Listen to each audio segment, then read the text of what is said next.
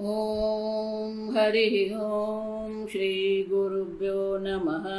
हरिः ॐ ॐ पार्थाय प्रतिबोधितां भगवता नारायणेन स्वयं व्यासेन ग्रथितां पुराणमुनिना मध्ये महाभारतम् अद्वैतामृतवर्षिणीं भगवतीम् अष्टादशाध्यायिनीम् अम्ब त्वामनुसन्दधामि भगवद्गीते भवद्वेषिणीम् यं ब्रह्मा वरुणेन्द्ररुद्रमरुतः स्तुन्वन्ति दिव्यैस्तवैः वेदैः साङ्गपदः क्रमोपनिषदैः गायन्ति यं सामगाः ध्यानावस्थिततद्गतेन मनसा पश्यन्ति यं योगिनः यस्यान्तन्न विदुःसुरासुरगणाः देवाय तस्मै नमः। ॐ सहनाववतु सहनौ भुनक्तु सह वीर्यं करवावहै तेजस्विनावधीतमस्तु मा विद्विषावहै। ॐ शान्ति शान्ति शान्तिः। 16मो अध्याय दैवासुर संपद विभाग योग। 9મા અધ્યાયમાં ભગવાને સંક્ષેપમાં બતાવ્યું કે રાક્ષસી આસુરી સંપત્તિ કેવી હોય. મોગાશા મોગ કર્માણ મોગ જ્ઞાનાહ. એમની આશાઓ પણ વ્યર્થ છે, એમના કર્મ પણ વ્યર્થ છે. કેમ? રાગદ્વેષના અધીન થઈને કર્મ કરી રહ્યા છે, મનને આધીન થઈને કર્મ કરે છે. મોઘ જ્ઞાન કેમ એવું કરે છે? મોઘ જ્ઞાન, એમનું જ્ઞાન જ યોગ્ય નથી. જ્યાં સુધી યોગ્ય જ્ઞાન નહીં હોય, ધર્મ અધર્મ કોને કહેવાય, નિત્ય અનિત્ય કોને કહેવાય, એનું યોગ્ય જ્ઞાન જ નથી. જ્યારે યોગ્ય જ્ઞાન જ નહીં હોય તો એમની આશાઓ પણ યોગ્ય નહીં હોય. આશાઓ યોગ્ય નથી તો કર્મ પણ અયોગ્ય હોય. આ સમજો. કેમ? વિચેતસઃ, અવિવેકી છે. કોને સુખ કહેવાય, કોને દુઃખ કહેવાય? વેદાંતમાં સૌથી પહેલો વિવેક આ સુખ દુઃખનો છે. બીજા અધ્યાયમાં ભગવાને કરાવી ગયા આપણને. સમજ. માત્ર સ્પર્શાસ્તુ કૌંતેય શીતો શીતોષ્ણ સુખ દુઃખદાહ આગમાહ અપાયિનાહ તાન તિતિક્ષસ્વ. એને આપણે સહન કરી લઈએ. કોણ સહન કરવા તૈયાર? મને મનમાં આવે એમ જ હું કરું. જો ભગવાન કહે છે આ ઇન્દ્રિયો અને વિષયોના સ્પર્શથી જે જન્મેલા જેટલા પણ વિષયો છે, જેટલા પણ ભોગ છે, શીત ઉષ્ણ સુખ દુઃખ, આ બધા અનિત્ય છે. એમાં આપણી બુદ્ધિ એટલી બધી લડાવવાની જરૂર નથી. આપણે જાહી બીધી રાખે રામ તાહી બીધી રખીએ. જો તો સુખ દુઃખ નો વિવેક જ નથી. આપણે એમ જ માનીએ છીએ કે આને જ સુખ કહેવાય, આને જ દુઃખ કહેવાય. એમાં જ આપણી બુદ્ધિ શું થાય? ફરતી રહે. વિચેત, અવિવેકી. સુખ દુઃખ નો વિવેક નથી, નિત્ય અનિત્ય નો વિવેક નથી, ધર્મ અધર્મ નો વિવેક નથી. અને એટલા માટે કોણ છે? રાક્ષસીમ આસુરીમ પ્રકૃતિમ ચૈવ મોહિને. મોહિત થઈને બેઠા, ભોગમાં મોહિત થઈને બેઠા. ધન સંપત્તિ સંબંધ ભોગ આ બધામાં જ મોહિત થઈને બેઠા. આમ સંક્ષેપમાં ભગવાને ત્યાં દર્શાવ્યું. એ જ રીતે દૈવી પ્રકૃતિ કોને કહેવાય? મહાત્માનસ્તુ મામ પાર્થ દૈવીમ પ્રકૃતિમાં આશ્રિતાઃ. જે લોકો દૈવી પ્રકૃતિના આશ્રિત છે કોણ છે? મહાત્માન. મહાત્મા જ મહાન છે, અસૌ આત્મા છે. જેમનો આત્મા મહાન છે, જેના વિચારો વિશાળ છે. પુસ્તક છે બિગ થિંકિંગ. આપણે અલ્પનો જ વિચાર કરીને અલ્પમાં જ બેઠા છે.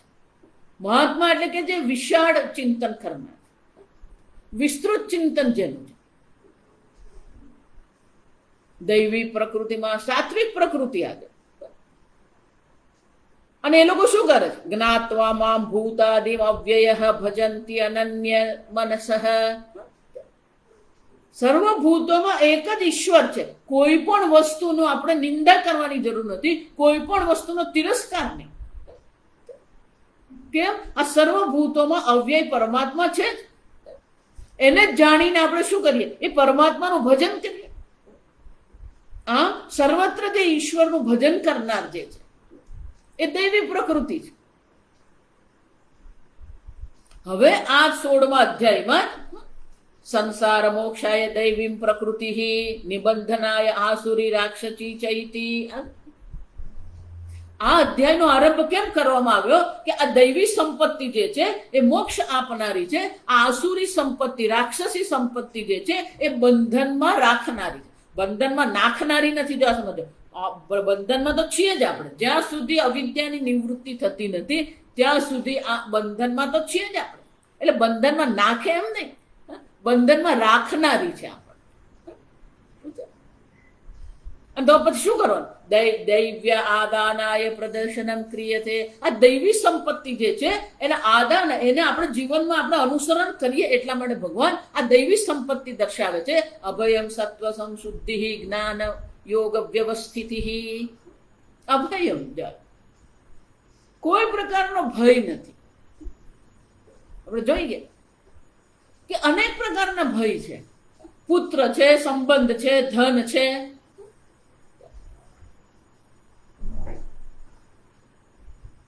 કુલે ચ્યુતિ ભયમ ભોગે રોગ ભયમ કુલે ચ્યુતિ ભયમ નૃપાલાદ વિત્તે નૃપાલાદ ભયમ. આ જગતમાં દરેક વસ્તુ ભોગ છે. જ્યારે દરેક વસ્તુમાં ભોગ બુદ્ધિ કરીએ તો પેલો રોગ ત્યાં બેઠેલો જ છે. સર્વમ ભયાન્વિતમ ભુવી. આ જગતમાં સર્વ વસ્તુ ભયયુક્ત છે. વૈરાગ્યમેવ અભયમ. સાંસારિક રીતે વિચારીએ તો પહેલી અભયતા ક્યાં છે? આ વૈરાગ્યમાં અભયતા. બીજી અભયતા કઈ? નિરપેક્ષ અભયતા જે છે. એક અદ્વિતીય આત્મા તત્વને જાણી લીધું તો એ પણ અભયતા છે. ન બિભેતિ કુતશ્ચનેતિ. ઈશ્વરના સાનિધ્યની અનુભૂતિ છે તો એ પણ અભયતા છે. સત્વ સંશુદ્ધિ વ્યવહારેષુ પરવંચના માયા અનૃતાદિ પરિવર્જનમ. વ્યવહારમાં લોકોને બોલે શું, કરે શું, જાવી છુપાવવું, છળ કપટ, પરવંચન, જાવી આ બધા સંશુદ્ધિ, અંતઃકરણની શુદ્ધિ જ નથી. સ્વામીજી હંમેશા કહે કે આપણે એવું શું કામ કંઈક કરીએ કે જે આપણે છુપાવવું પડે? છુપાઈને કરવાની આપણને જરૂર કેમ પડે? પરવંચન, અન્યને આપણે કપટ, અન્ય સાથે કપટ કરવું, અન્ય સાથે છળ કરવી, અનૃત જુઠ્ઠું બોલવું. શુદ્ધ ભાવે ને વ્યવહાર. આપણા વ્યવહારમાં શુદ્ધ ભાવ છે કે નહીં? જો વ્યવહારમાં શુદ્ધ ભાવ નથી, આપણું અંતઃકરણ શુદ્ધ નથી. હવે બ્રહ્મ જ્ઞાન કોને થાય? છાંદોગ્ય ઉપનિષદમાં દર્શાવ્યું. આહાર શુદ્ધે સત્વ શુદ્ધિ. આપણો આહાર, આપણે 5 ઇન્દ્રિયો દ્વારા જે ભોગ કરી રહ્યા છે એની શુદ્ધિ હશે તો પછી આપણે અંતઃકરણ શુદ્ધ. આહાર શુદ્ધે સત્વ શુદ્ધિ. સત્વ શુદ્ધે હે ધ્રુવ સ્મૃતિ. આપણું અંતઃકરણ શુદ્ધ હશે તો આપણી સ્મૃતિ પણ હશે. આપણે શ્રવણ તો ઘણું બધું કરીએ પણ યાદ જ નથી રહેતું. જો આપી વર્ષોથી શ્રવણ વેદાંતનું કરીએ પણ આ ડોંગરે મહારાજની ભાગવત કથામાં લોકો જતા ને ત્યારે આ કશું બધું હાઈફાઈ કશું હતું નહીં. જો આ સમજવાનું, કોઈ કઈ પેલા પંખાઈ નહીં લગાવ્યા હોય. આજકાલ તો પંખાઈ લગાવે, પંખાને હવે તો પેલા પાણીની ઝેણ બધી ઉડાડે. જો એ ઠંડક લાગે લોકો.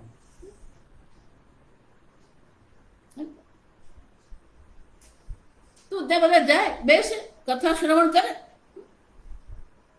પણ 3 કલાક કથામાં બેઠા હોય ને પછી બધા ઊભા થાય. આ બહેનો હોય એ લોકો સાડી પહેરી હોય, ભાઈ હોય પેલી કફની પહેરી હોય. એટલે ડોંગરે વાળા બહુ સરસ કહેતા કે લોકો પણ 3 કલાક કથા સાંભળે પછી ઊભા થાય ને ત્યારે પેલા કપડા ખંખેરે ને એની સાથે પેલી કથા ખંખેરાઈ ગયેલી હોય. એટલે કોઈ પૂછે ને શું સાંભળીને, કઈ યાદ નથી. કેટલાક લોકો તો એવો હોશિયાર એમ, ના રે એ બધું યાદ રાખવાની શું જરૂર છે. આવી સત્વ શુદ્ધે ધ્રુવા સ્મૃતિ નથી એનો અર્થ શું? ક્યાંક ને ક્યાંક આપણા અંતઃકરણમાં ક્યાંક અશુદ્ધિ પડેલી છે, ક્યાંક ક્યાંક આપણા અધર્મ પડેલો છે, વંચના, છળ, કપટ છે. ધ્રુવા સ્મૃતિ આમ આ અંતઃકરણની શુદ્ધિ આવશ્યક છે. શુદ્ધ ભાવે ન વ્યવહાર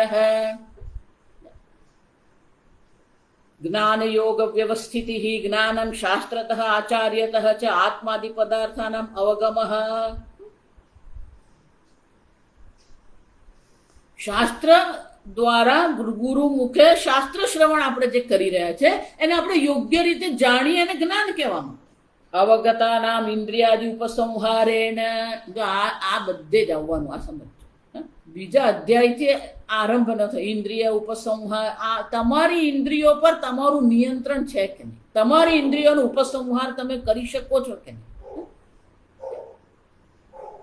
શંકરાચાર્ય કહે છે ઇન્દ્રિયોનો ઉપસંહાર કરીને સસંવેદ્ય એકાગ્ર થયા યોગ વ્યવસ્થિતિ. આને જ યોગ વ્યવસ્થિતિ. જે શ્રવણ કર્યું એ આપણે દ્રઢ થયું કે નહીં?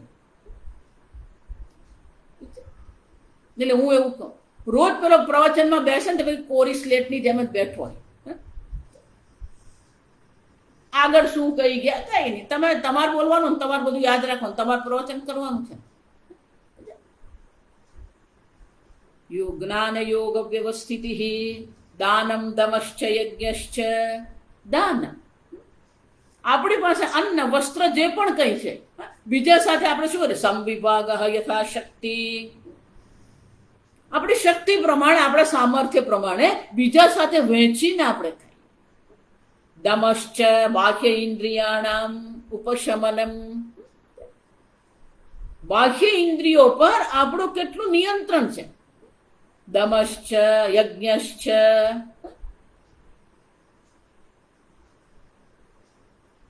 યથાશક્તિ સંવિભાગ દમશ્ચ યજ્ઞશ્ચ શ્રૌત સ્માર્થ દેવાદિ યજ્ઞાદિ. યજ્ઞ લોક કલ્યાણ માટે આપણે યજ્ઞ કરીએ, દેવતાઓને ઉદ્દેશીને આપણે દ્રવ્ય ત્યાગ કરીએ. પંચમહાયજ્ઞ દૈનિક કરવાના છે. ભૂત યજ્ઞ છે, નૃ યજ્ઞ છે, દેવ યજ્ઞ, પિતૃયજ્ઞ અને બ્રહ્મ યજ્ઞ. સ્વાધ્યાય રોજ શાસ્ત્ર અધ્યયન થવું જોઈએ. પ્રવચન સાંભળીએ એક વસ્તુ છે, શાસ્ત્ર શ્રવણ કરીએ પણ શાસ્ત્ર અધ્યયન પણ સ્વાધ્યાય. જો આ વિચાર તો કે શાસ્ત્ર અધ્યયન શાના માટે છે? અદ્રષ્ટાર્થમ, પુણ્ય પ્રાપ્તિ માટે. વેદ પાઠ રોજ કરીએ આપણે. રુદ્રી છે, વિષ્ણુ સહસ્રનામ છે, જો હમણાં નવરાત્રી લલિતા સહસ્રનામ, દેવી સૂક્ત રોજ પાઠ કરીએ. કેમ? અદૃષ્ટાર્થમ. પુણ્યની પ્રાપ્તિ થશે આપણને. એ પુણ્ય હશે તો આ દૈવી સંપત્તિ આપણામાં આવી શકે. તપઃ વક્ષ્યાણામ શરીરાદિ. વક્ષ્યામ 17મા અધ્યાયમાં આવશે. શારીરમ તપઃ, વાંગમય તપઃ, મનમય તપઃ, માનસમ તપઃ.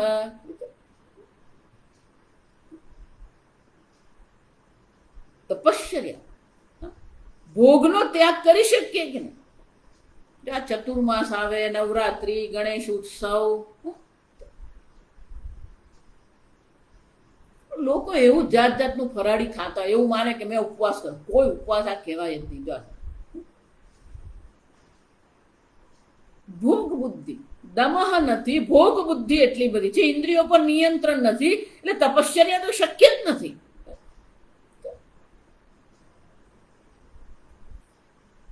આર્જવમ રુજુત્વમ સર્વદા, રુજુત્વમ આપણા વ્યક્તિત્વમાં સરળતા છે કે નહીં?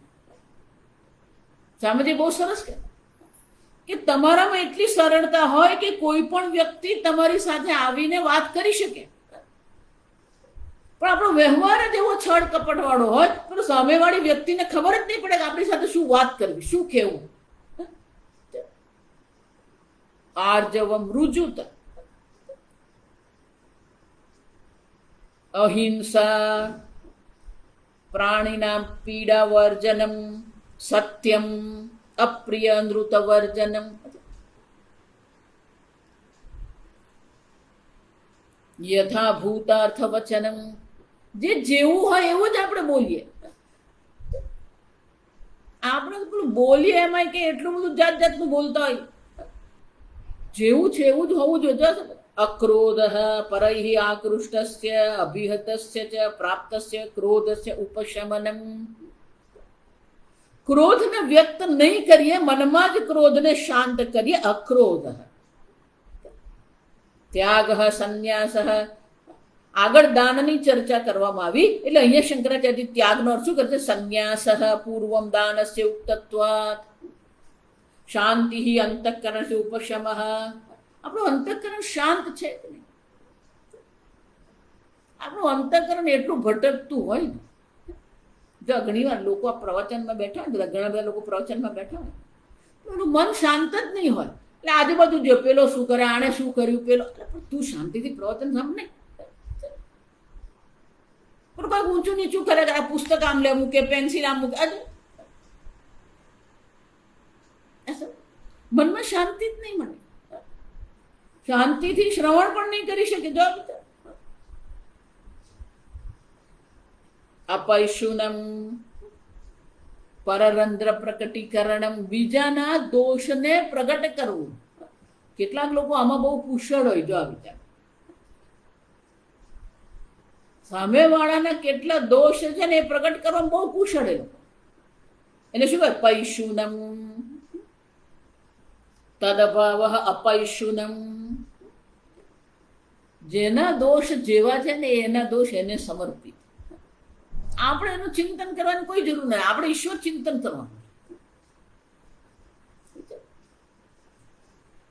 મચ્છિત્તાહ મદ્ગત, 10મા અધ્યાયમાં ભગવાન કહી છે, મચ્છિત્તાહ મદ્ગત પ્રાણાહ બોધયંત પરસ્પરમ. ઈશ્વરનું ચિંતન કરીએ, પરસ્પર એકબીજા સાથે વાતો કરીએ તો ઈશ્વરની જ વાતો કરીએ. દયા કૃપા ભૂતેષુ, લોકો અને અન્ય પ્રત્યે આપણા મનમાં દયા ભાવ હોવો. દુઃખિતેષુ, જેના જીવનમાં અભાવ છે, દુઃખ છે, એના પ્રત્યે આપણા મનમાં સહાનુભૂતિ, દયા હોવી જોઈએ.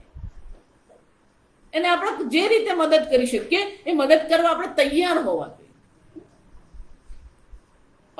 અલોલુપ્ત્વમ, ઇન્દ્રિયાણમ વિષય સન્નિધો અવિક્રિયા. સામે વિષય પડ્યો હોય પણ આપણા મનમાં કોઈ પ્રકારનો વિકાર નહીં આવે. જો એટલે હંમેશા ટેબલ પર લાડવો પડે, હું જ ખાઈ દીધો, જોયું એટલે લઈ આવવાનું. લોલુપ્ત્વ કહેવાય. ઇન્દ્રિયને વિષયો, ઇન્દ્રિય વિષય સન્નિધો અવિક્રિયા. માર્દવમ મૃદુતા અખૌર્યમ. મૃદુતા આપણા સ્વભાવમાં જે મૃદુતા હોય છે. હ્રીહી, લજ્જા. આ લજ્જા બહુ મહત્વ. કોઈ પણ કર્મ, આગળ કહી, કોઈ પણ કર્મ આપણે એવું કેમ કરીએ કે જે પ્રગટ થતા આપણે શરમાવવું પડે. કોઈ પણ વસ્તુ ક્યારે આપણે છુપાવીએ? બે જ વસ્તુ છુપાવવાની હોય. એક અત્યંત કિંમતી વસ્તુ હોય તો આપણે એને છુપાવવી પડે.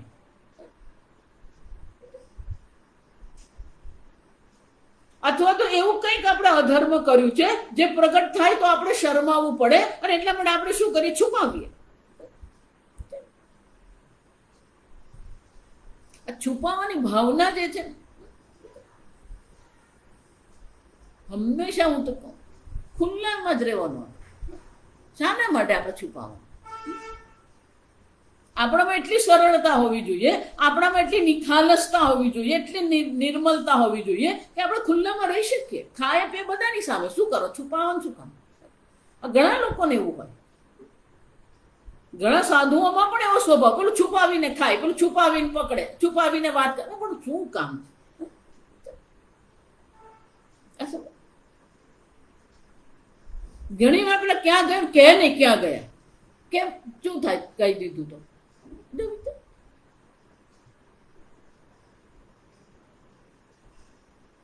રીહી લજ્જા અચાપલમ અસતી પ્રયોજને વાક પાણાદિ. અમે આગળ કીધું પ્રયોજન નહીં હોય તોય પેલો હાથ હલાવતો હોય, પગ હલાવતો હોય, ઊંચો નીચો થતો હોય, પેલો શાંતિથી બેસી જ નહીં શકે. એ તો શાંતિથી નહીં, પેલો બાજુવાળા નહીં બેસવા નહીં દે. જો એ તો ખટપટ કરે, પેલો બાજુવાળા એ સાંભળી, એને તો તારે નથી સાંભળવું તો કઈ, પણ એને તો સાંભળવા દે ને. વિદ્યાલયોમાં પણ એવું થતું હોય કે પેલો એક બાળક બિચારો અમે ગંભીરતાથી ભણતો હોય, પેલો બાજુવાળાને કંઈક ને કંઈક સળી કર્યા જ કરે. ચાપલમ, આ ચાપલમ કે હાથ પગ હલાવ્યા કરવું. જો આ ઘણા પાઠ કરે ને, પાઠ કરે ડોલતા હોય, આ બધું ચાપલમ કે ચંચળતા.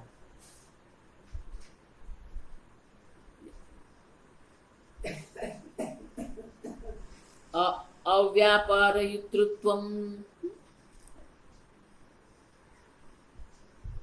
નાના બાળક હોય ને એમાં ચાપલ્ય, એક બાળક છે, બાળકમાં હોઈ શકે. તમે બાળકને બેસાડ, એ શાંતિથી નહીં બેસે, પગ ઊંચો કરે, હાથ ઊંચો કરે, આમ આમ કંઈક કંઈક કરતો રહે. જાતમાં પેલો 50 વર્ષનો થાય ને 60 વર્ષનો થાય ને તોય પેલી એ બાળક બુદ્ધિ જ નહીં જાય. કોઈના ઘરે પણ જાય ને, જો આ સમજજો, આ ચાપલમ ખાલી એમ બેઠો છે ને પગ હલાવે ને હાથ હલાવે એમ નહીં. એટલે કોઈના ઘરે પણ જાય ને એટલે બધું જોવા મળે, આ શું છે, પેલું શું છે, આ કોનું છે, ક્યાંથી. તારે શું કામ, તું બેસને શાંતિ. નહીં, ચંચળતા એક પ્રકાર.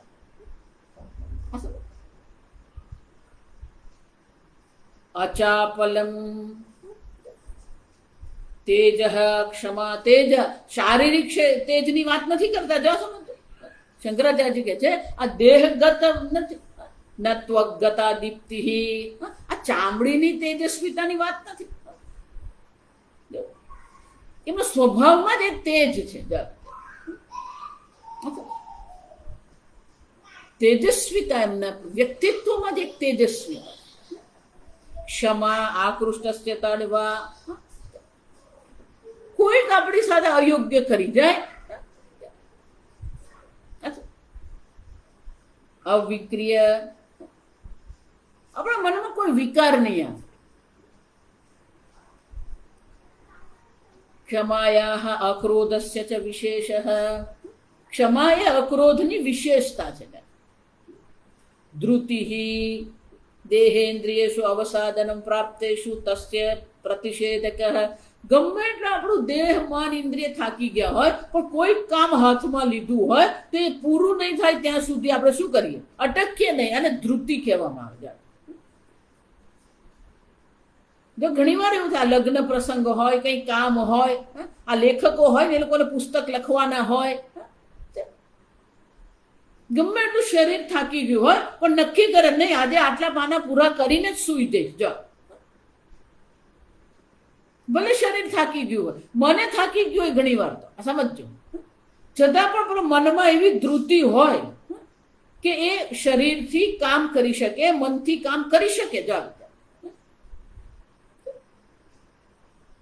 આપણા બધાનો જ અનુભવ છે. ઘરમાં લગ્ન પ્રસંગ હોય કે ઘરમાં કોઈ બહુ જ ખરાબ રીતે બીમાર હોય, વિચાર માંદગી ઘરમાં હોય, તો આપણે ગમે એટલા થાકી ગયા હોય તોય પેલું કામ પૂરું કરીએ. જો વિચાર, ધૃતિ શૌચમ દ્વિવિધમ મૃજ્જલકૃતમ બાહ્યમ આભ્યંતરમ મનોબુદ્ધયો નૈર્મલ્યમ.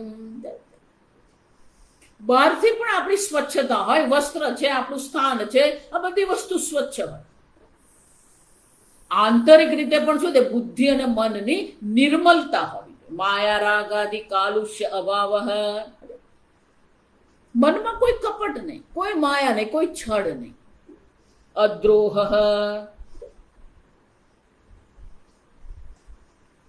અદ્રોહ અન્યને નુકસાન પહોંચાડવાની ઈચ્છા ન થવી. દ્રોહ એટલે બીજાને કેમ હું નુકસાન પહોંચાડું. આપણે દેશી ભાષામાં કહે તો પેલો બીજાને પછાડવાની આપણામાં એક વૃત્તિ હોય. અદ્રોહ, કોઈ કોને હરાવવાનું, કોને આપણે જીતાડવાનું, કોને પછાડવાનું. નાતિમાનિતા, અત્યંત માન. સ્વામીજી કહેતા ડોન્ટ ડિમાન્ડ રિસ્પેક્ટ. માનની માંગણી કરવાની નહીં. આપણું જીવન, આપણો વ્યવહાર હોવો જોઈએ કે સામેવાળો આપણને માન આપે. આપણામાં એવી છલ કપટ નહીં હોય, આપણામાં એટલી નિર્મલતા હોય, આપણા વ્યવહારમાં એટલી શુદ્ધિ હોય કે સામેવાળો આપણને માન આપવાનો જ છે. અડધી વાર જયારે આપણું અપમાન થતું હોય તેવું માનવાનું નહીં પેલો સામેવાળાનો વાંક છે. આપણામાં જ એવું કંઈક હોય કે પેલો સામેવાળો અપમાન કરી જાય. નાતિમાનિતા ભવંતી અભયાદીની એતદંતાની સંપદમ દૈવીમ. આ અર્જુન, આ બધી દૈવી સંપદ અભયથી શરૂ કરીને નાતિમાનિતા પર્યંત જેટલા જે બધા લક્ષણો જે છે, બધા સદગુણો શું છે? દૈવી સંપત્તિ છે. હવે ભગવાન આ ચોથા શ્લોકમાં સંક્ષેપમાં આસુરી સંપત્તિ દર્શાવે છે. દંભો, દંભ, દર્પ, અતિમાનશ્ચ. આગળ જે જોયું ને એનું વિરોધી જ જોવાનું છે. દંભ, આપણામાં જે નથી ને આપણે પ્રગટ કરવાનો પ્રયત્ન કરીએ. ધર્મધ્વજીત્વમ, બાહ્ય આપણી ક્રિયાઓ એવી લાગે કે ઓહો બહુ મોટો ભક્ત છે. બહારથી એવું લાગે કે બહુ ધર્મનિષ્ઠ છે. બહારથી એવું, ઘણા બધા દેખાડો કરે. જો ધનનો દેખાડો હોય, એટલા બધા કઈ પૈસા નહીં હોય પણ એવી રીતે એ કામ કરે. મોંઘી ગાડી હોય, મોંઘા વસ્ત્ર હોય, આ દંભ કહેવાય. આપણે જેટલું સામર્થ્ય છે એને અનુરૂપ આપણે જીવન જીવીએ. દર્પ, ધન, સ્વજન, જ્ઞાન, આ બધા રૂપ, સૌંદર્ય, આ બધાને માટે આપણા મનમાં શું હોઈ શકે? દર્પ હોય, ગર્વ હોઈ શકે. આસુરી સંપત્તિ એટલે આ બધાને માટે એટલો મનમાં ગર્વ હોય, પોતાના જ્ઞાન માટે, પોતાના સૌંદર્ય માટે, પોતાના સ્વજનો માટે. અતિમાન, ક્રોધ, પારુષ્ય, કઠોરતા, પારુષ્ય, બધું મેં આગળ કીધું. આગળ જે દર્શાવ્યું એનું બધું વિરોધ જ અહીંયા છે. અક્રોધ, ક્રોધ, માર્દવમ, પારુષ્યમ, સત્ય, પરુષ વચનમ, અજ્ઞાનમ, અભિજાતસ્ય પાર્થ અસંપદ આસુરાણામ. અજ્ઞાન, કોઈ વસ્તુ જાણવામાં એને રસ જ. લોકોને અજ્ઞાનમાં રહેવામાં જ આનંદ આવે. જોવા જેવું એવું છે કે જ્યારે આપણી પાસે જ્ઞાન પ્રાપ્ત કરવાની સંભાવના છે પણ લોકોને રસ જ નથી. અજ્ઞાનમાં જ રહેવાનો એ લોકોને આનંદ. અને પાછા આપણને ઘણી વાર તો એવું થાય પેલો સામે આવીને કહી જાય આપણને, નાર માતાજી નહીં જાણવામાં ન ગુણ. એનો અર્થ શું? આપણને અજ્ઞાનમાં રહેવામાં જ આનંદ આવે છે. કંઈક નવું જાણીએ, કંઈક નવું કરીએ, કંઈક યોગ્ય કરીએ નહીં.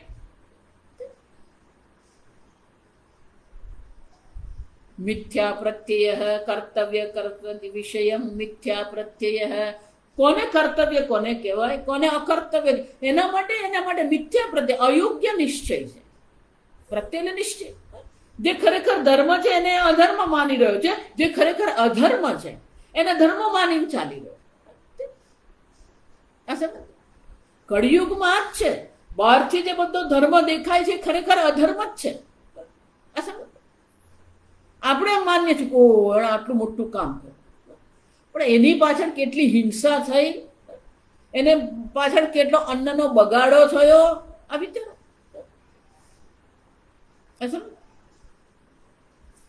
અન્નનો ધનનો વ્યય કરવામાં. આસુરાણામ સંપત, આ બધી આસુરી સંપત્તિ છે. દંભમ તો કશું યાદ નહીં રહે તો આટલી આ 6 યાદ રાખે. દર્પ, દંભ, દર્પ, અતિમાનશ્ચ, ક્રોધ, પારુષ્યમ, અજ્ઞાનમ, આ બધા આસુરી સંપત્તિ. ભગવાન આ દૈવી સંપત્તિ ને આસુરી સંપત્તિ શાના માટે છે? દૈવી સંપદ વિમોક્ષાય નિબંધનાય આસુરી બતા. આ દૈવી સંપત્તિ આપણને મોક્ષ અપાવનારી છે, આસુરી સંપત્તિ આપણને બંધનમાં રાખનારી છે. પેલા અર્જુનના મનમાં વિચાર એવો આવે કે ભગવાન હું કોણ? માસુચ, અર્જુન તારે શોક કરવાની જરૂર નથી. દૈવીમ સંપદમ અભિજાત સી પાંડવ, હે પાંડવ તું તો આ દૈવી સંપત્તિ સાથે જ જન્મેલો છે. આ ભાગવત જે છે, ભાગવતના પહેલા સ્કંદને અધિકાર સ્કંદ કહેવાય. પરીક્ષિતને 7 દિવસમાં બ્રહ્મ જ્ઞાન કેવી રીતે થયું? આપણે પેલા 7 વર્ષથી વેદાંત સાંભળીએ તોય ત્યાં ને ત્યાં ફરીને આવીએ પાછા. અને પરીક્ષિતને 7 જ દિવસમાં બ્રહ્મ જ્ઞાન થઈ ગયું. તો એનો અધિકારિત્વનો નિશ્ચય કરવા માટેનો જે સ્કંદ છે એને અધિકાર સ્કંદ કહેવામાં આવે. એમાં એના પૂર્વજોની કથા છે. પરીક્ષિત જે છે એના પિતાજી અભિમન્યુ,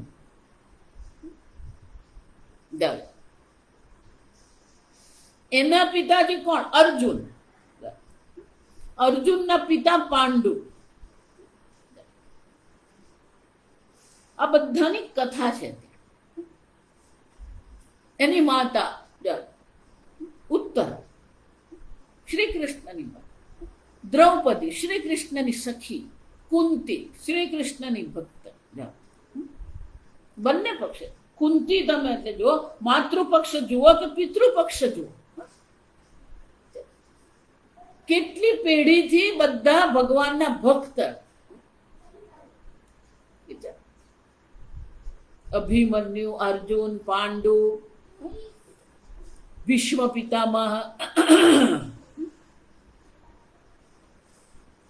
5 પેઢીથી લોકો ભગવાનના ભક્ત.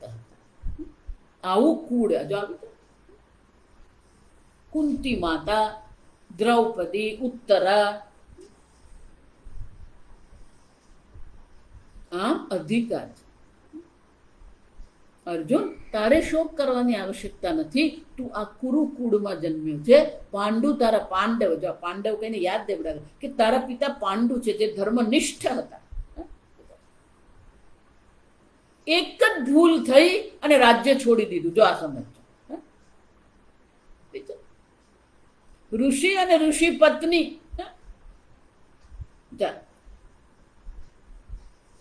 સંભોગ કરી રહ્યા હતા, કામ ક્રીડા કરી રહ્યા હતા, પણ એને એવું લાગ્યું કે આ હરણ છે અને એમણે શું કર્યું? તીર મારી દીધું. અને ત્યાં દંપતીનું તીરથી મૃત્યુ થયું. પણ જયારે પેલા મનુષ્યનો અવાજ સાંભળ્યો ત્યારે પાંડુને ખ્યાલ આવ્યો કે આ તો બહુ મોટી ભૂલ થઈ ગઈ.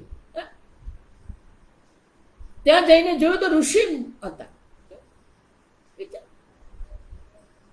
તેને શ્રાપ આપવામાં આવ્યો કે આજ પછી તું ક્યારેય સંભોગ નહીં કરી શકે. તું સંભોગ કામ ક્રીડા કરીશ તો તારું મૃત્યુ થશે. કોઈથી છુપાવ્યું નહીં ગયું. સીધા ત્યાં રાજસભામાં ગયા અને કહ્યું કે હું આ હવે રાજા રહેવા માટે હું કોઈ પણ પ્રકારે અધિકારી રહ્યો નથી. મારાથી પાપ થયું છે અને એટલા માટે હું કોઈ પણ પ્રકારે અધિકારી હું આ છોડું છું. રાજસિંહાસન તત્કાળ છોડી દીધું. એટલું જ નહીં, રાજભવન પણ છોડી. મને આ રાજભોગ કરવાનો કોઈ હવે હક રહ્યો નથી. બંને પત્નીઓને લઈને જંગલમાં જતા. જાવ તો આમ પાંડવ કહીને અર્જુનને યાદ દેવડાવે છે કે પાંડુ તારા પિતા હતા જે એક અપરાધ માટે પણ રાજસિંહાસન છોડીને રાજ ભોગ છોડીને જંગલમાં ગયા. આ દૈવી સંપત્તિ. પણ ત્યાંય પેલા દુઃખી થઈને નતા રહેતા, આનંદથી રહેતા હતા. પાંડુ, કુંતી અને માર્દ્રી આનંદથી ત્યાં રહેતા હતા. ત્યાગ જીવન પણ આનંદથી, મોડું ચડાવીને નહીં રહેવાનું, દુઃખી થઈને નહીં. ત્યાં જ આ 5 પાંડવોનો જન્મ છે. આ સમજજો. યમરાજાની કૃપાથી યુધિષ્ઠિરનો જન્મ થયો, વાયુ દેવતાની કૃપાથી ભીમનો જન્મ થયો, ઇન્દ્ર દેવતાની કૃપાથી અર્જુનનો જન્મ થયો,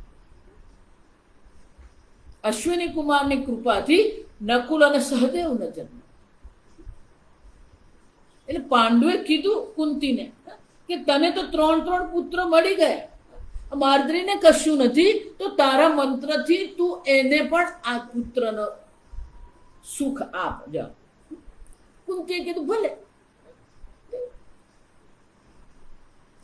માર્દ્રીને પણ 2 પુત્રો થયા, સમજો. અને બાળકોને પણ આનંદથી રાખતા હતા. બાળકોને ધર્મ કોને કહેવાય, શાસ્ત્રનું જ્ઞાન આપતા હતા, યુદ્ધ નીતિ સમજાવતા હતા. આવી રીતે અર્જુન, તું પાંડુનો પુત્ર છે, તું દૈવી સંપત્તિ સાથે જ જન્મેલો, તારે માં સૂચા, તારે શોક કરવાની જરૂર નથી. તો કે આ ભગવાન, આ તમે જે કહો છો,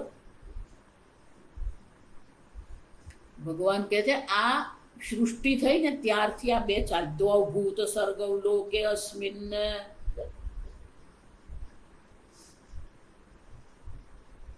આ 2 પ્રકારની સૃષ્ટિ છે.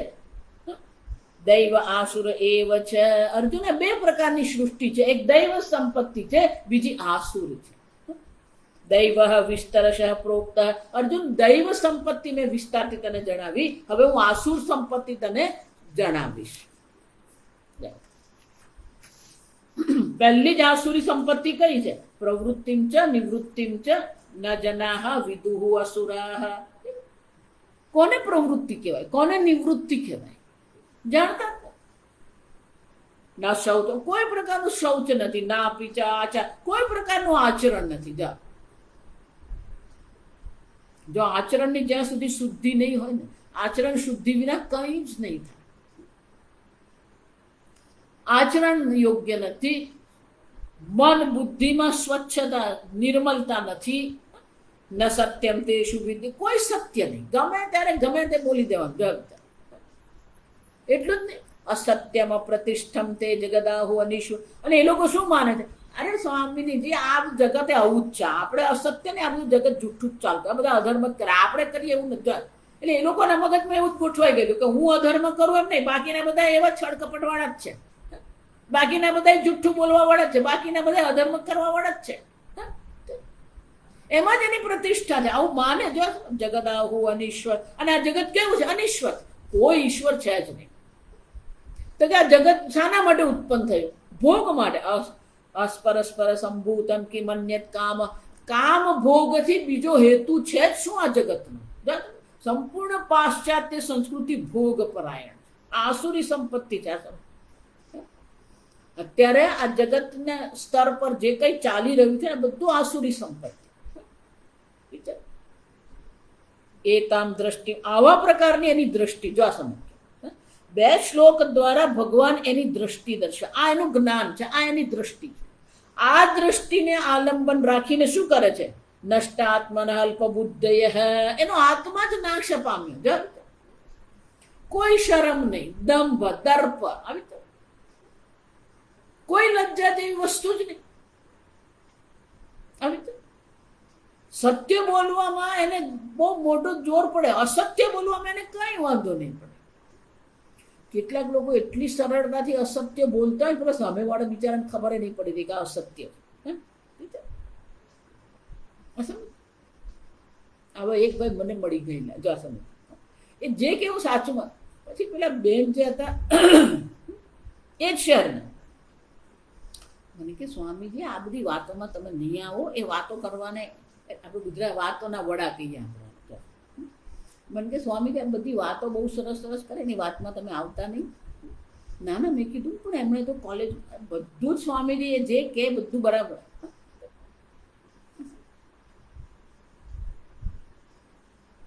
ના આચાર બોલવામાં તો આપણને શું દોષ છે, પણ આચરણ નથી. એને કારણે કોણ છે? નષ્ટાત્માન, એનો આત્મા જ નાશ પામ્યો છે, એને કોઈ શરમ નથી. અલ્પ બુદ્ધય, બુદ્ધિ અલ્પ જ છે. ભવંતી ઉગ્ર કર્માણા ક્ષયાય જગત અહિતા. એ જેટલી પણ પ્રવૃત્તિ કરી રહ્યા છે બધી પ્રવૃત્તિ શાના માટે? આ જગતના હિત માટે નથી, જગતના કલ્યાણ માટે નથી, જગતના અમંગળ માટે ઉગ્ર કર્મ કરી રહ્યા છે. ઉગ્ર કર્મ આપણે બહુ વિસ્તારથી જોઈ ગયા. ખાલી તલવાર ચલાવીને બંદૂક ચલાવવી જ ઉગ્ર કર્મ નથી, આ સમજવાનું. જગતનું જ્યાં અમંગળ છે, પ્રદૂષણ છે, પ્લાસ્ટિક છે, આ બધું પણ શું છે? ઉગ્ર કર્મ છે. પણ કે આવું કેમ કરે છે? કામમાં આશ્રિત દુષ્પૂરમ, કારણ કે પોતાની ઈચ્છાઓને જ સમર્પિત છે. એના માટે એની ઈચ્છાની પૂર્તિ થવી એ જ મહત્વનું છે. જો આ સમજો, ઈચ્છાની પૂર્તિથી અન્ય કોઈ વસ્તુ એના માટે મહત્વની નથી.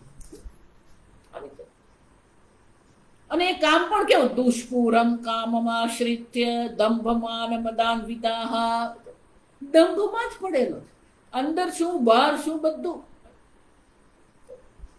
બહારના દેખાવ પરથી કોઈને નક્કી નહીં થાય, આ સમજો. મોહાત ગૃહિત્વા અસત, એ જે એને જે પકડી રાખેલું છે એ વસ્તુ પણ કેવી છે? મોહથી બધું પકડી રાખેલું. અસદગ્રાહ, એના વિચારો, એની ઈચ્છાઓ પણ બધી કેવી છે? અસદગ્રાહ.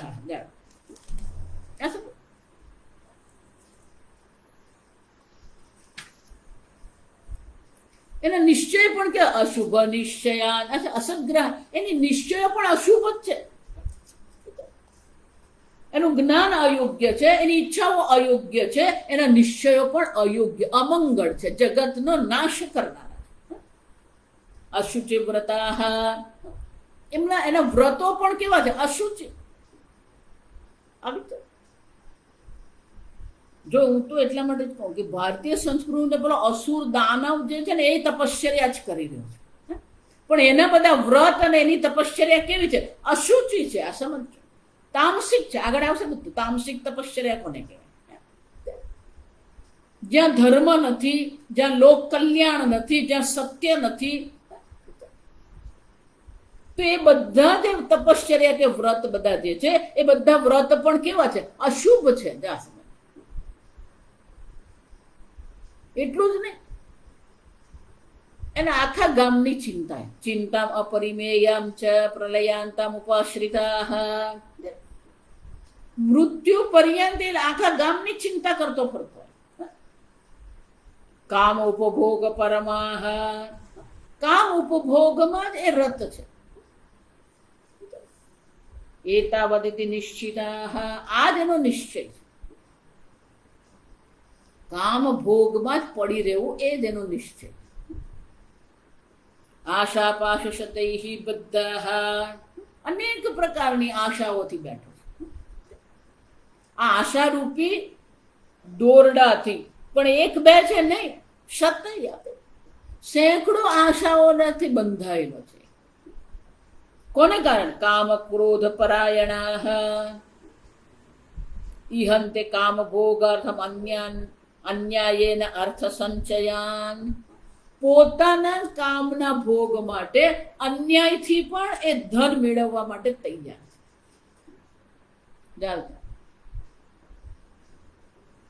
આ ધન જે છે એ ધનની પણ શુદ્ધિ હોવી જોઈએ. જો અશુદ્ધ ધન હોય ને, અન્યાયનું ધન હોય, અપરિશ્રમનું ધન હોય,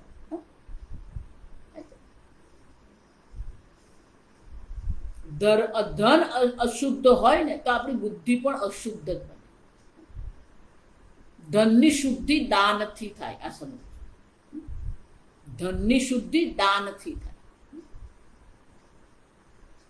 શ્લોક છે કલૌ કલુષ ચિત્તાનામ. આ કળિયુગમાં બધાનું ચિત્ત કલુષિત. કલૌ કલુષ ચિત્તાનામ,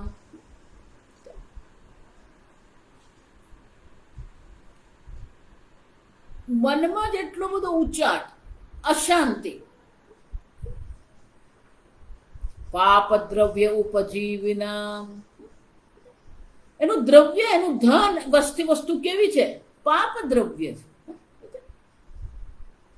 જો એટલે આપણે એવું કહીએ કે પરિશ્રમથી પ્રાપ્ત સૂકો રોટલો મીઠો લાગે. વિચાર, પાપ દ્રવ્ય ઉપજીવિના.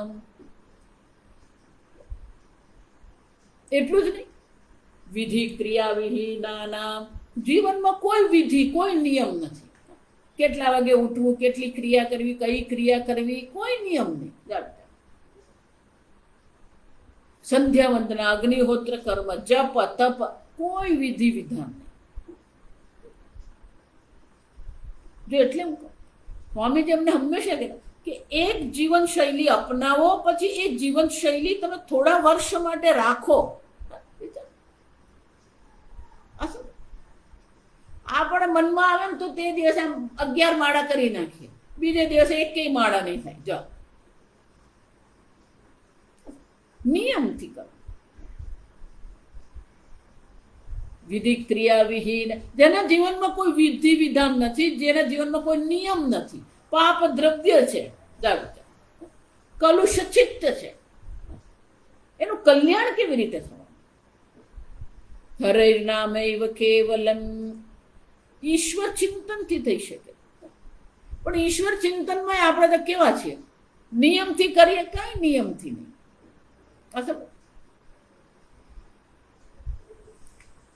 આપણી મુશ્કેલી એ છે કે નિશ્ચય આપણે જ કરીએ ને આપણા જ નિશ્ચયનો ભંગ આપણે જ કરીએ. આપણે જ નિર્ણય કરીએ આમ કરવું છે, પછી આપણે જ નિર્ણય કરી દે નથી કરવું. એનો અર્થ શું છે? તમે તમારા જ નિશ્ચયનો સન્માન કરતા જ નથી. તમારા વિચારનો જો તમે સન્માન નથી કરતા તો ક્યારેય તમારું કલ્યાણ નહીં થાય. અને એટલે અહીં શું કહે છે? અન્યાયન અર્થ સંચયાન કામ ક્રોધ કામ ભોગાર્થમ, કામ ભોગ માટે જે સમર્પિત છે, આટલાથી તેને સંતોષ છે જ નહીં. ઇદમ અદ્યમયા લબ્ધમ, આટલું મેં આજે મેળવ્યું, કાલે આટલું મેળવીશ. ઇદમ અસ્તિ ઇદમ અપી મેં ભવિષ્ય, આટલું મારી પાસે છે, આટલું થઈ જશે. અને આ બધું કરવા માટે અન્યાય જ્યાં થઈ રહ્યો છે તો હિંસા પણ થવાની. જો આ સમજ, કોઈ પણ ભોગ હોય ને હિંસા વગરનો છે જ નહીં. આ સમજ, ભોગ એટલે જ હિંસા. અને એટલા માટે જ ઓછામાં ઓછા ભોગથી જીવન જીવ્યા. અસૌમયા હતઃ શત્રુ અનિશ્ય ચાપરાનપી, મારું ધન મેળવવા માટે, ભોગ કરવા માટે આટલા શત્રુઓને મારી નાખ્યા, હજી આટલાને મારવાના બાકી છે. ઈશ્વરોહમ અહમ ભોગી સિદ્ધોહમ બલવાન સુખી, હું જ ઈશ્વર છું. મારું હું કહું એમ જ ચાલે. હું ઈશ્વર, હું જ ભોગી, મને ભોગ મળવો જોઈએ. અહમ સિદ્ધ, હું જ સિદ્ધ પુરુષ છું. જો આ કળિયુગની વિશેષતા છે. જેની પાસે ખૂબ ધન હોય ને એને જ લોકો સિદ્ધ પુરુષ માને. બલવાન છું, હું જ બળવાન છું, હું જ સુખી છું. આઢ્ય અભિજનવાન અસ્મિ, આઢ્ય અત્યંત ધનવાન હું છું. મારું કુળ પણ કેવું છે? સપ્ત પુરુષમ શ્રોત્રિય દ્વરી સંપન્ન, મારું કુળ પણ શ્રેષ્ઠ કુળ છે. 7 પેઢીઓથી મારા બધા, કેટલાક લોકો હોય ને એ લોકોને પેલી 7 પેઢીને બધા નામે યાદ હોય, બોલી જાય.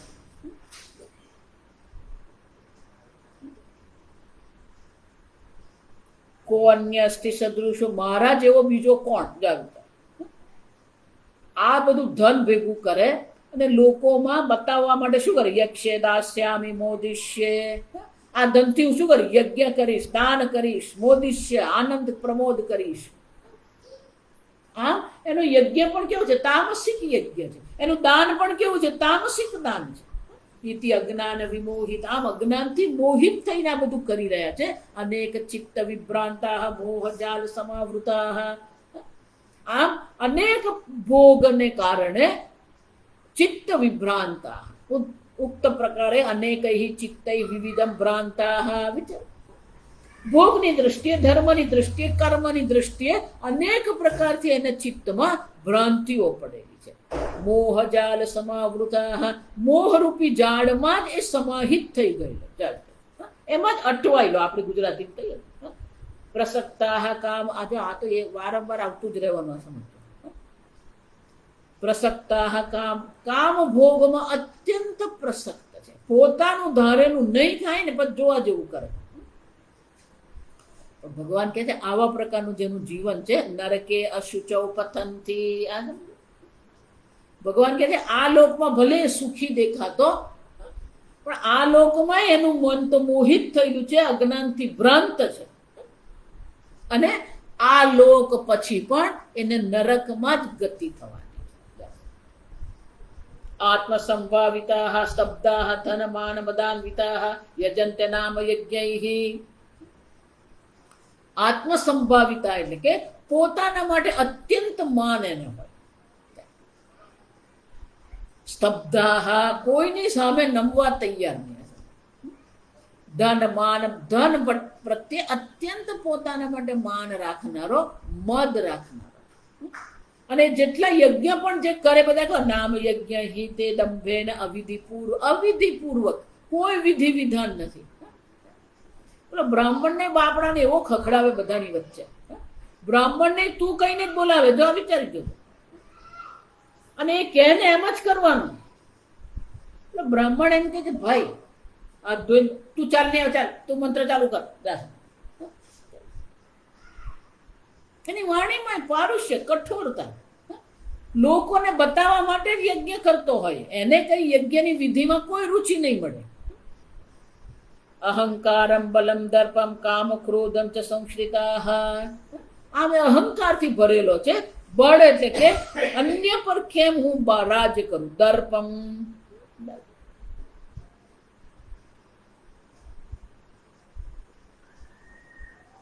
દર્પ પોતાના ધન થરવા માટે અત્યંત અભિમાન છે. કામમ ક્રોધમ ચ સંશ્રિતા, એ કોને આશ્રિત છે? આ બધાને આશ્રિત જ છે. જો આ અહંકાર, બલ, દર્પ, કામ અને ક્રોધને જ એ આશ્રિત છે. ભગવાન કહે છે એના પોતાના દેહમાં અને અન્યના દેહમાં રહેલા મને જ એ શું કરી રહ્યો છે? પ્રદૂષણથી અત્યંત પીડા પહોંચાડે છે. અભ્યસૂયકાઃ, એ લોકોને આ સાધુ છે, બ્રાહ્મણો છે, એ લોકોના પ્રત્યે તો અત્યંત દ્વેષ એ લોકોના મને. ગુણેશુ અસહમાનાઃ, એ લોકોના ગુણ સહન કરી શકે. તાનહમ, ભગવાન કહે છે આવા લોકોને હું શું કરું? ભગવાન કહે છે તાનહમ દ્વિષતઃ ક્રૂરાન સંસારેષુ નરાધમાન. આ પ્રકારથી ગુરુ, બ્રાહ્મણ, મહાત્મા, ઈશ્વર, સર્વ ધર્મનિષ્ઠ લોકો, ભક્ત પ્રત્યે જેને દ્વેષ ભાવ છે, ક્રૂર કર્મ કરનારા છે, સંસારમાં આ લોકો કેવા છે? નરાધમાન, અત્યંત નિમ્ન કોટીના લોકો છે. ભગવાન કહે છે એ લોકોને હું શું કરું? ક્ષિપામી અજસ્રમ શુભાના શિરુષુ એવ યોનિષુ. અજસ્રમ, સતત હું એમને પાપ યોનિમાં જ એમને હું નાખતો રહું છું. એટલું જ નહીં, આસુરીમ યોનિમાં પન્નાહ મૂઢાહ જન્મની જન્મની. આ એક મનુષ્ય જન્મમાં એટલા બધા પાપ કર્યા હોય કે એને અનેક આસુરી સંપત્તિ, આસુરી યોનિમાં, અધો યોનિમાં એને જન્મ ધારણ કરવા પડે. અને એટલે ભગવાન કહે છે આ પ્રકારથી આસુરી યોનિને પ્રાપ્ત કરીને અનેક જન્મ પર્યંત આસુરી યોનિમાં જ એ ભટકતો રહે છે. પણ આ મનુષ્ય જન્મ પ્રાપ્ત થયો છે ઈશ્વરની પ્રાપ્તિ માટે છે. મામ પ્રાપ્ય એવ કૌંતેય તતો યાન્તિ અધમામ ગતિમ. મને પ્રાપ્ત કરતો નથી, મારા પ્રત્યે એને કોઈ માન નથી, અને આ પ્રકારે જ એ શું કરે છે? યાન્તિ અધમામ ગતિમ, અધમ ગતિને પ્રાપ્ત કરે. જો એટલે હું તમને કહું, ઘણા લોકો મને કહે કે સ્વામીજી આ જો ને આટલો બધો અધર્મ કરનાર છે પણ એની પાસે કેટલો બધો પૈસો હોવાથી કંઈ જ નથી. આ સમજો, લોકો એવું માને છે. કેટલું ધન છે કે કેટલી ગાડી છે ને કેટલા ભોગ છે ને કેટલા નોકર ચાકર છે ને કેટલા વ્યાપાર છે, એનાથી વ્યક્તિનું આપણે અનુમાન નહીં કરી શકીએ. એનું આચરણ શું છે, એના વિચાર કેવા છે.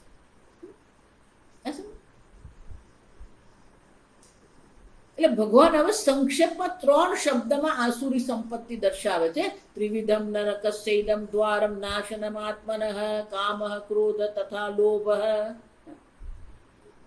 અર્જુન, આ સર્વ આસુરી સંપત્તિ જેને આપણે કહીએ એ આ 3 જ છે: કામ, ક્રોધ, લોભ. તસ્માદ એતત્રયમ ત્યજેત. અને એટલા માટે આ 3નો આપણે શું કરવો જોઈએ? ત્યાગ કરવો. અને જે આ 3નો ત્યાગ કરે છે એ તૈહિ વિમુક્ત. કોણ? તે આ કામ, ક્રોધ, લોભથી જે મુક્ત છે, જેના જીવનમાં તપશ્ચર્યા છે, દમઃ છે, શૌચ છે, સત્ય છે. તમો દ્વારે ત્રિભિઃ નરઃ આચરતિ આત્મના શ્રેયઃ. તમો દ્વારૈઃ ત્રિભિઃ એતૈઃ વિમુક્તઃ નરઃ. આ 3 જે આસુરી સંપત્તિ છે એનાથી જે મનુષ્ય મુક્ત થઈ ગયો છે એ જ આત્માનું કલ્યાણ કરી શકે. આચરતિ આત્મનઃ શ્રેય. અને એને કારણે જેને પરાગતિની, મોક્ષની પ્રાપ્તિ પણ અવશ્ય અર્જુન થાય. પણ આ કોને દૈવી સંપત્તિ કહેવી, કોને અસુરી સંપત્તિ કહેવી, કોને ધર્મ કેવો, કોને અધર્મ કેવો, એ નિશ્ચય કોણ કરે? શાસ્ત્ર કરે. અને એટલા માટે 2 શ્લોકમાં ભગવાન આપણને છેલ્લે કહે છે, યહ શાસ્ત્ર વિધિમાં સૃજ્ય વર્તતે કામકારતઃ. શાસ્ત્ર સાથે હું બીજા 2 ઉમેરી દઉં. જે ગુરુની આજ્ઞામાં નથી, જે માતા પિતાની આજ્ઞામાં નથી, જે શાસ્ત્રની આજ્ઞામાં રહેતો નથી, એ કેવો છે? કામકારતઃ વર્તતે. પોતાની ઈચ્છાને અનુરૂપ જ, ઈચ્છા એની પાસે જેમ કરાવે એમ જ એ કરતો રહે. ભગવાન કહે છે, ન સિદ્ધિમાં આપનોતિ ન સુખમ ન પરાગતિ. એને આ જીવનમાં પણ કોઈ સિદ્ધિની પ્રાપ્તિ થતી નથી, કોઈ સુખની પ્રાપ્તિ થતી નથી. એને પરાગતિ એટલે કે ઉર્ધ્વ ગતિ પણ એને પ્રાપ્ત થતી નથી. તસ્માત શાસ્ત્રમ તે પ્રમાણમ. અને એટલા માટે હે અર્જુન, શાસ્ત્ર તારા માટે પ્રમાણ છે. કાર્ય અકાર્ય વ્યવસ્થિત. આપણે બહુ વિસ્તારથી જોયું. કોને કાર્ય કેવું, કોને અકાર્ય કેવું, એને મને શાસ્ત્ર પ્રમાણ છે. શાસ્ત્રના વિધાનમાં પાપ પુણ્ય છે, કર્મમાં પાપ પુણ્ય નથી. અને એટલા માટે અર્જુન, જ્ઞાત્વા શાસ્ત્ર વિધાનોક્તમ. શાસ્ત્રના વિધાનને જાણીએ અને એને અનુરૂપ આચરણ કરીએ. આપણને મનમાં આવે એમ નહીં. શાસ્ત્ર વિધાનને અનુરૂપ આપણે આચરણ કરીએ. કર્મ કર્તુમ અર્હસि. અર્જુન, આ પ્રકારથી શાસ્ત્રોક્ત કર્મ કરવા માટે તું અધિકારી છે. શાસ્ત્રનું ઉલ્લંઘન કરવું યોગ્ય નથી. જો આ સમજ. હું એટલા માટે કહું, સંક્ષેપમાં કહીએ તો ધર્મ જીવનમાં હોવો જોઈએ, સત્ય જીવનમાં હોવું. અધર્મ કરતા રહીશું તો પછી અધર્મના જ સંસ્કાર પડશે. એને એટલે ભગવાન કહે છે, અર્જુન, શાસ્ત્રોક્ત કર્મને આશ્રિત થઈને તું કર્મ કરતો રહે તો તારું કલ્યાણ થશે. આ લોકમાં પણ કલ્યાણ થશે, પરલોકમાં પણ કલ્યાણ અવશ્ય. આ થયો 16મો અધ્યાય. આવતીકાલથી આપણે 17મા અધ્યાયનો આરંભ. ઓમ સ્વસ્તિ પ્રજાભ્યઃ પરિપાલયન્તામ ન્યાયેન માર્ગેણ મહિં મહિષાઃ ગોબ્રાહ્મણેભ્યઃ શુભમસ્તુ નિત્યં. લોકા સમસ્તા સુખિનો ભવન્તુ. કાલે વર્ષતુ પર્જન્યઃ પૃથ્વી સસ્યશાલિની. દેશોऽયં ક્ષોભરહિતઃ બ્રાહ્મણાः સन्तુ નિર્ભયાः. ઓમ સર્વેષાં સ્વસ્તિર્ભવતુ, સર્વેષાં શાંતિર્ભવતુ, સર્વેષાં પૂર્ણં ભવતુ, સર્વેષાં મંગલં ભવતુ, સર્વે ભવन्तુ સુખિનઃ, સર્વે સन्तુ નિરામયાઃ, સર્વે ભદ્રાણિ પશ્યन्तુ, મા કશ્ચિत् દુઃખભાગ્ ભવેत्. અસતો મા સદ્ગમય, તમસો મા જ્યોતિર્ગમય, મૃત્યોર્મા અમૃતંગમય. ઓમ પૂર્ણમદઃ પૂર્ણમિદં પૂર્ણાત પૂર્ણમુદચ્યતે पूर्णस्य पूर्णमादाय पूर्णमेवावशिष्यते। ॐ शान्ति शान्ति शान्तिः। हरिः ॐ। श्रीगुरुभ्यो नमः। हरिः ॐ।